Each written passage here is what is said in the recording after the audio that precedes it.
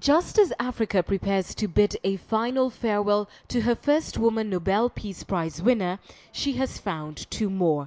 On the eve of Wangari Maathai's funeral, two African women were among the joint winners of the 2011 Peace Prize. The 2011 award was given to three champions of women's rights: Liberian President Ellen Johnson Sirleaf and Liberian peace advocate Leymah Gbowee and Tawakkul Karman, a journalist from Yemen. The trio were selected for their non-violent struggle for the safety of women and for the rights of women to full participation in peace-building work. They emerged from a group of more than 100 nominees with no clear winner and will split the equivalent of 143 million Kenyan shillings in award money. It is the Norwegian Nobel Committee's hope that the prize to Ellen Johnson, Leymah Gbowee and Tawakkul Karman will help to bring an end to the suppression of women that still occurs in many countries and to realize the great potential for democracy and peace that women can represent. The stories of President Sirleaf and Leymah Gbowee are strongly intertwined.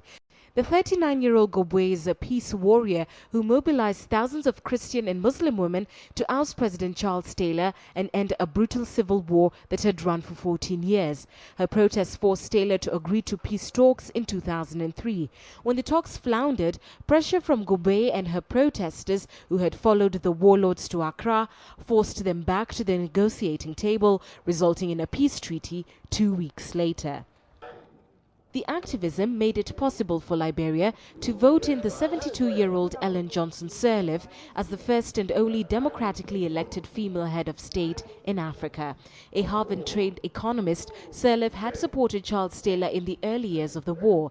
As a president, she founded a Truth Commission in 2006, which investigated years of civil war and human rights violations in Liberia.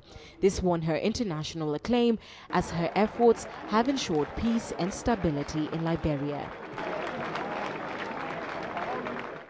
The third joint winner of this year's Peace Prize is Tawakkul Karman, a 32-year-old activist for press freedom and women's rights in Yemen. Karman was one of the expected winners from the Arab Spring protests. She is a leading figure in organizing 8 months of protests in Yemen against the rule of President Ali Abdullah Saleh. She is also the founder of Women Journalists Without Chains. This is the third time in the history of the Nobel Peace Prize that the award has been shared by 3 people. Anne Kiguta, KTN Prime.